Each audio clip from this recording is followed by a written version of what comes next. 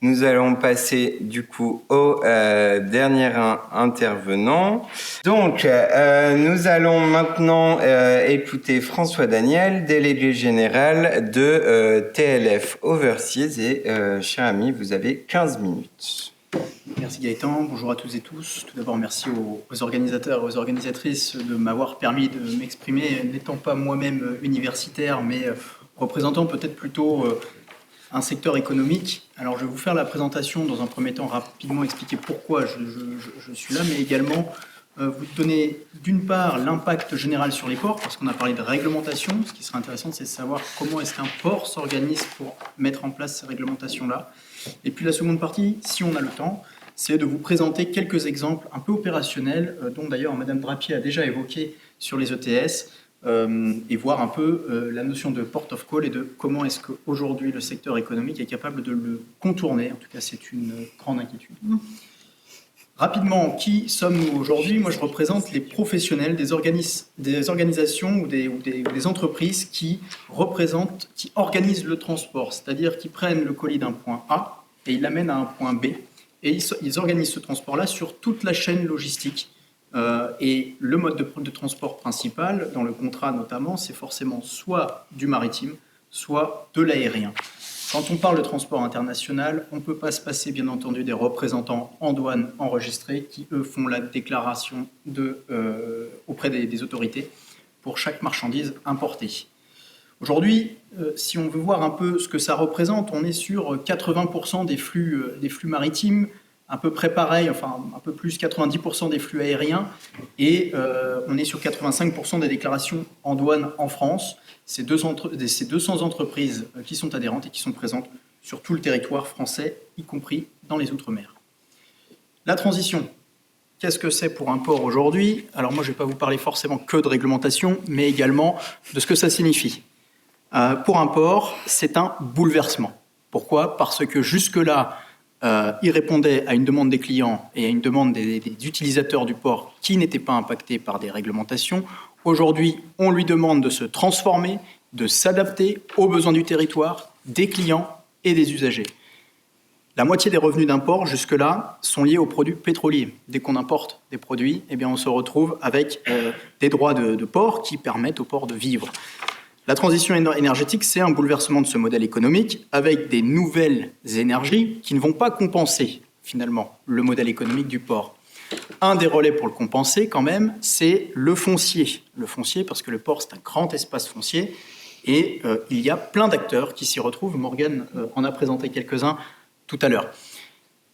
Là où il y a un petit point, c'est que, et on va quand même rentrer dans quelques réglementations, depuis 2023, on voit que le secteur foncier, donc le modèle économique du port, a tendance à s'inverser. Il y a de plus en plus de revenus fonciers par rapport aux droits portuaires sur un ratio, on l'a eu lundi dernier par la DGITM, sur un ratio de 1,05. DGITM, Direction Générale des Infrastructures de Transport, c'est ceux qui s'occupent notamment des grands ports maritimes. On peut tout de même relever un paradoxe concernant les ports, puisqu'on parle du foncier pour pouvoir développer économiquement le port, mais dans la loi climat résilience, il existe un article qui s'appelle le zéro, enfin qu'il existe un principe qui s'appelle le zéro artificialisation nette, et qui parfois peut rentrer en incohérence avec cette nécessité pour le port de se repenser. Les ports, ça va devenir également des hubs énergétiques. Qu'est-ce que c'est qu'un hub énergétique? À la fois le port en tant que producteur d'énergie, on se dirige vers de plus en plus de photovoltaïque, de l'énergie décarbonée, on peut même envisager des centrales hydrogène, ça prend du foncier bien entendu, donc vous allez voir qu'au fur et à mesure où on va avancer, on va voir la multitude des usages qui jusque-là n'existaient pas. Une vision d'économie circulaire aujourd'hui, comment finalement récupérer la chaleur chaud-froid ou le carbone. On sait qu'il y a un démonstrateur à l'IFPEM de Dunkerque, où, Morgane en a parlé tout à l'heure d'un point de vue réglementaire, les déchets ménagers, notamment en provenance du territoire de Marseille-Provence pour produire du biométhane, comme un projet qui est porté par Everey avec Total Energy et Engie sur le grand port maritime de Marseille. La proximité des éoliennes offshore, également, forcément, elles ont un impact puisqu'elles prennent à la fois du foncier sur le port, puisqu'il faut quand même bien pouvoir les acheminer et pouvoir les maintenir, enfin en tout cas les entretenir, mais également une volonté de pouvoir les raccorder au port, on a bien vu, avec des difficultés parfois, de comment est-ce qu'à Saint-Malo on peut utiliser les éoliennes à côté pour permettre au port de se décarboner. Après-demain, on a aussi des enjeux, alors quand je dis après-demain, c'est peut-être même maintenant demain, on l'espère, mais on a des enjeux d'hydrogène, de e-carburant, comme ça a été donné notamment par Sandrine, en particulier le e-métal, le bio-GNL, pas le GNL tout court. Le GNL, on sait qu'aujourd'hui, 97% c'est du GNL gris. L'idée, c'est de pouvoir créer du biocarburant. Et on sait que d'ailleurs, certains très gros armateurs, sans les citer, français, mènent des travaux dessus.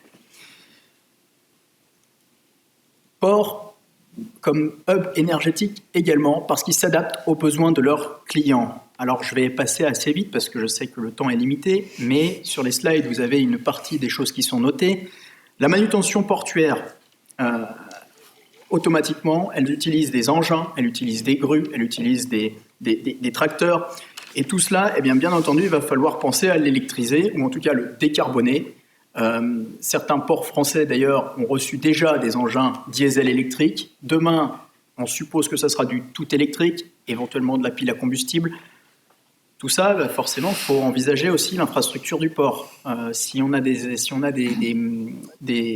engins qui fonctionnent à l'électrique, il faut pouvoir les recharger, il faut pouvoir les stocker, il faut pouvoir acheminer l'énergie, pas uniquement au raccordement à quai des navires, mais également à tout l'écosystème. Je ne parle pas des bâtiments également, on verra ça dans les scopes 1, 2 et 3. Les flottes portuaires, forcément, ça vient s'intégrer dans toute cette pensée, avec à la fois des barges qui fonctionneraient soit à l'hydrogène, soit au GNL, et bien entendu, ce n'est pas exhaustif, hein, on ne limite pas, on incite. Les remorqueurs, plutôt en diesel électrique, des vedettes, les pilotines pour les pilotes, hein, les remorqueurs pour les fameuses abeilles. Et on connecte.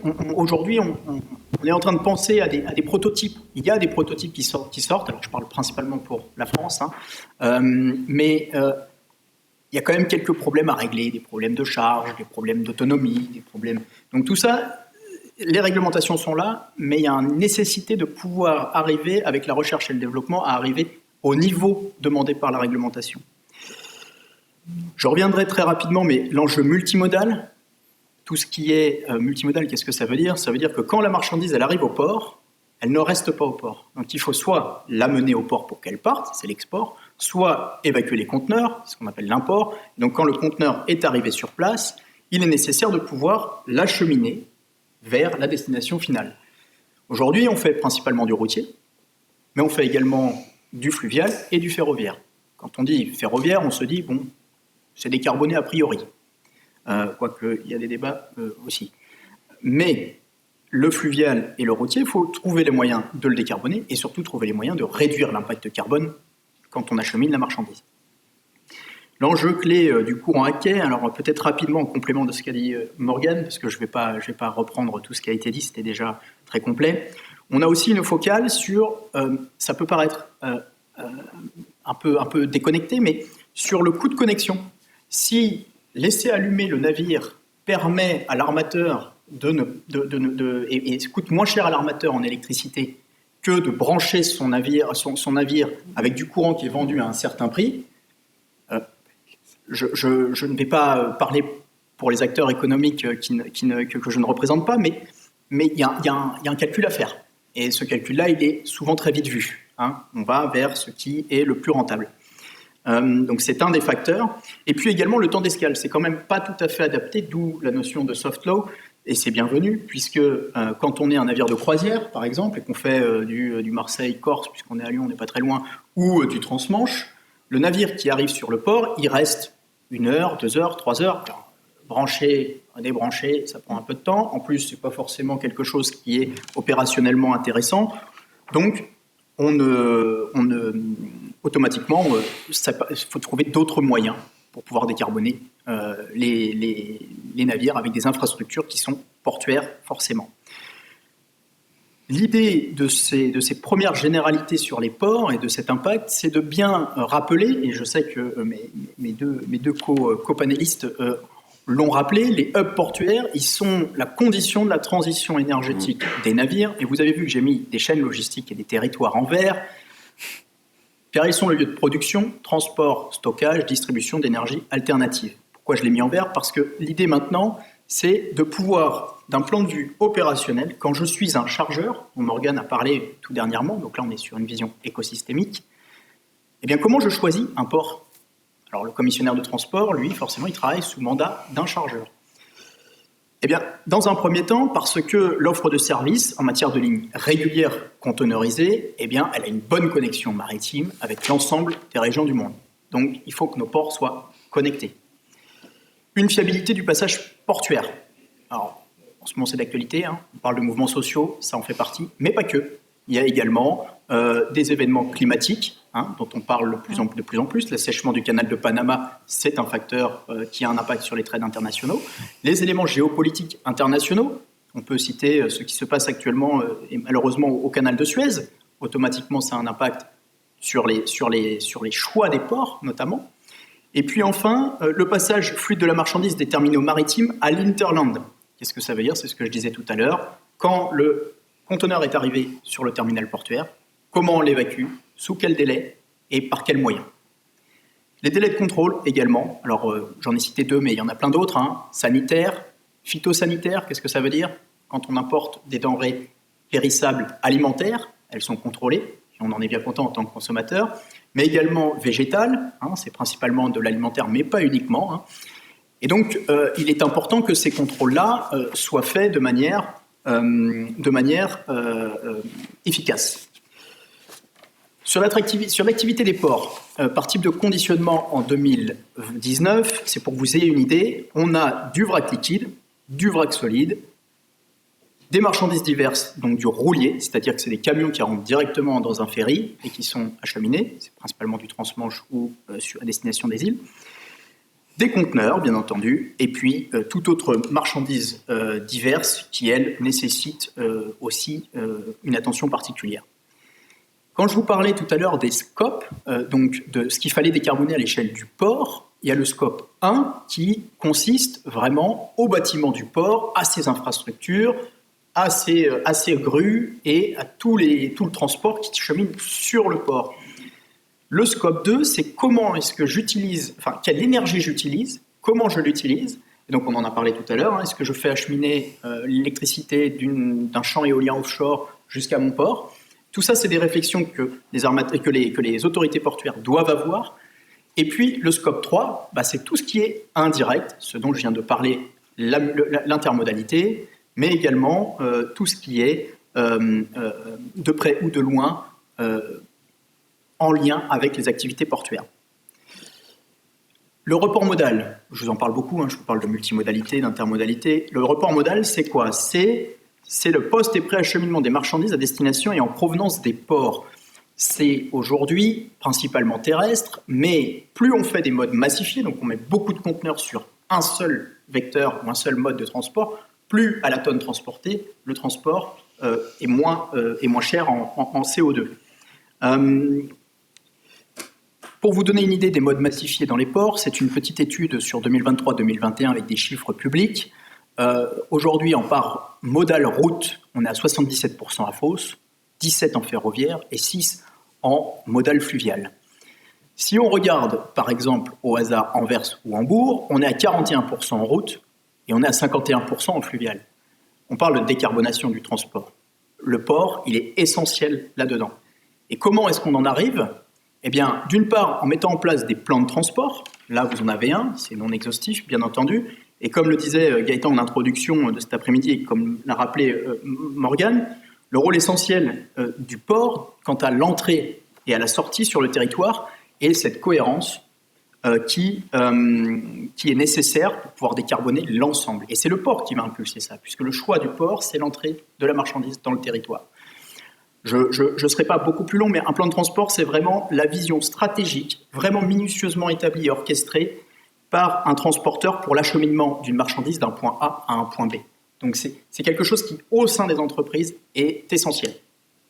Et c'est aussi le modèle économique de l'entreprise. Si ce plan de transport ne tient pas la route, l'entreprise connaît une défaillance. Quelques exemples d'infrastructures portuaires, parce que c'est toujours intéressant d'avoir quelques images. La plateforme LHTE au Havre. Qu'est-ce que c'est que cette plateforme? Eh bien, c'est un endroit où la marchandise arrive par voie maritime et elle peut moyennant du transport courte distance forcément routier, elle peut mettre en lien à la fois des modes de transport ferroviaires qu'on peut voir sur la photo, mais également un mode de transport fluvial. Et donc c'est vraiment ce genre de plateformes qui sont sur les espaces portuaires qui vont favoriser aujourd'hui des solutions moins carbonées, voire complètement décarbonées, du transport de la marchandise. Un exemple également, parce que ça peut paraître complètement loin, j'espère que certains d'entre vous, et j'invite, si jamais ça n'est pas fait, à le faire, allez visiter un port. Là, on a une photo de Dunkerque qui montre comment est-ce qu'on installe un conteneur maritime sur un train. Donc ça peut paraître complètement anecdotique, mais tout ça, si on veut que ça soit cohérent, il faut le décarboner, et c'est dans le scope 1 du port. Je vais passer ça puisqu'on en a déjà beaucoup parlé, mais vous voyez toute l'architecture de la réglementation climatique européenne Fit for 55 qui s'impose, puisqu'on est principalement sur des règlements. Donc c'est discuté très souvent par Bruxelles, ça redescend dans nos droits internes, et puis après il faut réussir à les mettre en place d'un point de vue opérationnel. C'est là où ça pourrait être intéressant de réfléchir à comment est-ce qu'on porte les intérêts français au niveau de Bruxelles, et avec les services de l'État, bien entendu, puisque c'est eux qui portent la position française auprès du Conseil de l'Europe. L'ETS, et je terminerai par ça, je ne vais pas revenir sur le fonctionnement de l'ETS, puisque Mme Drapier l'a très bien rappelé. En revanche, une chose intéressante, sur ces schémas-là, ça a été dit, mais c'est intéressant pour la prochaine et la dernière slide, vous voyez que 100% des émissions de trajet entre deux ports de l'Union européenne, on compte, bien entendu, les quotas carbone, 100% des émissions à quai dans les ports de l'UE également, et 50% des émissions des trajets extra-Union européenne. Je ne reviens pas sur les calendriers, peut-être en complément tout de même, il y a quelques exemptions jusqu'en 2030 sur notamment nos territoires d'outre-mer qu'il ne faut pas oublier, et puis quelques exemptions liées notamment aux îles de moins de 200 000 habitants, merci. On parlait de risque d'évasion des flux. Alors là, on va vous donner un exemple. Deux ports seulement exclus de la notion de port of call, Tanger Med et Port Saïd. On en a parlé tout à l'heure. Là, on est sur un exemple de Shanghai qui vient jusqu'à Felixstowe, Le Havre, puis Rotterdam. Et alors là, on voit que l'ETS qui s'applique à 50% sur le trajet Felixstowe-Le Havre, puisque c'est pays extra-Union européenne, l'Angleterre n'est plus dans l'Union européenne. Et donc, on voit que 100% du trajet est appliqué à Le Havre-Rotterdam. Mais l'armateur, lui, il évite la taxation du trajet, de la plus grande partie du trajet, finalement.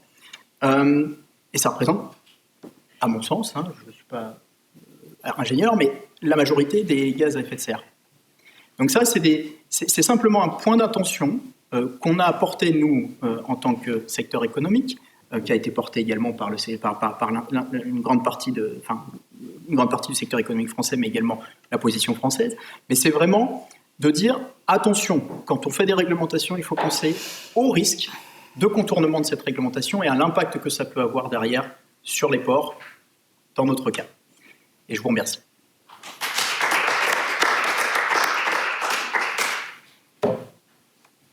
Merci à tous.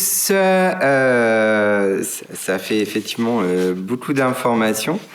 On a un temps pour prendre diverses questions avec le micro qui arrive. Qui est-ce qui veut se lancer? La première question étant toujours le plus difficile. Vous pouvez poser des questions soit à un intervenant en particulier, soit aux trois, selon ce qui vous interroge. Je vais regarder s'il y a des questions en ligne aussi. Oui. Peut-être, si j'ai le micro, moi j'avais, si je peux. Est-ce que vous avez tous parlé de l'impact que cette réglementation pourrait avoir, notamment la réglementation européenne pourrait avoir sur en fait, la délocalisation des navires ou le changement de route des navires. Donc les pavillons de complaisance ou simplement passer par d'autres ports pour éviter la réglementation européenne. Et vous disiez que les instruments européens essayaient d'adresser ces questions. Bon, là, on n'a pas beaucoup de recul parce que ce sont des normes qui sont assez récentes.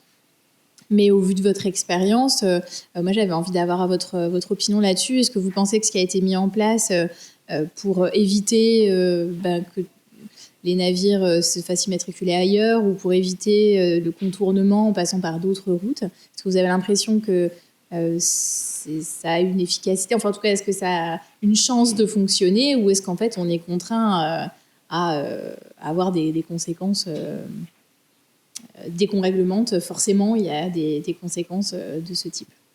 Je ne sais pas si ma question est claire, mais... Si je peux commencer. Je pense que tu es le mieux placé pour répondre. La question, elle est de savoir si, en ne réglementant uniquement que le marché européen, on peut avoir un impact. Aujourd'hui, quand on parle, là, on est vraiment dans le transport international. On est dans un secteur, pour le mien, qui est vraiment international. Si on ne réglemente ou si on n'harmonise pas un minimum les réglementations au niveau international, ça aura peut-être et très certainement un impact.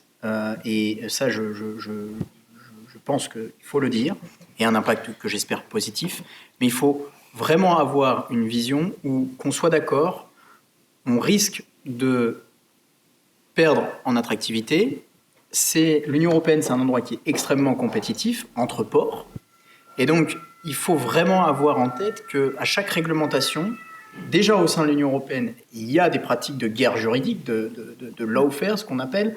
Et dans un second temps, cette réglementation qui s'applique en Europe, qui est coûteuse pour les acteurs européens, elle est défavorise quand on parle de compétitivité internationale. Donc si on réglemente nos armateurs européens, il n'y a pas que des armateurs européens qui font du conteneur. Donc ça, c'est pour le premier point. Sur d'autres secteurs portuaires, notamment, je pense que cette réglementation européenne qui vient et qui s'impose à tous les ports de la même manière, forcément, elle a un impact. Qui est la finalité, oui. Je peux ajouter quelque chose. Je dirais que, alors en fait, les problématiques, c'est la fuite carbone. Mais en fait, moi, je suis plutôt pour un travail au niveau de l'OMI et j'ai pu étudier l'OMI. Mais je trouve que le fait que l'Union européenne ait pris des réglementations, même si effectivement ça crée des risques, parce que c'est un secteur international, etc., ça permet de faire bouger les choses à l'OMI, là où parfois certains vont être plus timides, plus réticents. Et donc, l'Union européenne l'a fait, il faut qu'on fasse quelque chose. Et effectivement, l'Union européenne a essayé de tenir compte de ces histoires de fuite de carbone, etc., avec les ports, la définition des ports d'escale et les ports de transbordement qu'on a vus par deux fois. Est-ce que c'est suffisant ? Moi, je pense que c'est pas suffisant, mais au moins, ça a le mérite de donner un coup de pied dans la fourmilière pour qu'il y ait un petit peu d'action au niveau de l'OMI. Et il faut savoir aussi que dans les réglementations de l'Union européenne, il y a écrit que si l'OMI adopte quelque chose, l'Union européenne reviendra sur ces réglementations. Donc, ça pousse vraiment le niveau international à agir. Et dans ce cas, il n'y a plus de problème de fuite carbone et tout ça. Donc voilà. Pour moi, je suis peut-être la plus pessimiste des trois, finalement. Je pense que la réglementation européenne, elle est trop sur une deadline trop serrée, comme pour l'automobile, et que au final, le risque de délocalisation est très fort, le risque de pavillonnement en dehors des registres européens, y compris des seconds registres, est très élevé. Et puis, je pense aussi que le système de certification qu'on met en place dans les ports européens n'a rien à voir avec le système de certification qu'on peut faire dans d'autres ports de pays dits complaisants. Et au final, je crains beaucoup pour l'économie européenne, mais je dirais que c'est un peu une entreprise de destruction, comme pour l'automobile qui est en place. Et il me semble qu'il faut une réaction assez vive. Alors même si effectivement on peut inciter au niveau mondial à de l'amélioration, etc., de toute façon, les gaz à effet de serre calculés dans l'Union européenne ne sont pas suffisants pour qu'on ait une amélioration globale, je pense, sur le climat. Et c'est donc une participation d'ensemble qu'il faut, surtout dans des secteurs très concurrentiels. Donc, on a mis un peu la charrue avant les bœufs, pour reprendre une nouvelle fois une expression terrestre.